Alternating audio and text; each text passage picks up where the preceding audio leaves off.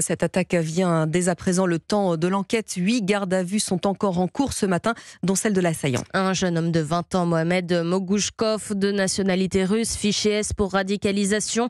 2 de ses frères sont aussi en garde à vue, dont l'un déjà emprisonné pour participation à un projet d'attentat contre l'Elysée. Sa famille, déboutée du droit d'asile, aurait dû être expulsée en 2014, Alexandre Chauveau. Sauf que la procédure a été annulée. Expliquez-nous.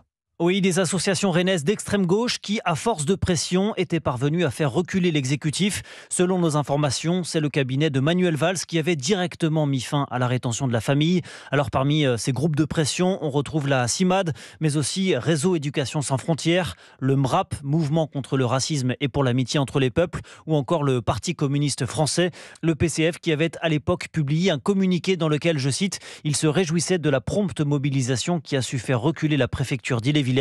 Contactés par nos soins, le PCF, le MRAP et RESF n'ont pas souhaité réagir. 8 ans plus tard, en mars 2021, Mohamed Mogouchkov présente une demande de réexamen de sa demande d'asile, jugée irrecevable, tout comme son recours devant la Cour nationale du droit d'asile. Mais malgré ces 2 décisions, l'assaillant ne pouvait être renvoyé puisque la loi actuelle ne permet pas d'expulser tout débouté du droit d'asile arrivé en France avant l'âge de 13 ans. Merci Alexandre Chauveau. Conséquence de cette attaque, la France est passée en alerte urgence attentat.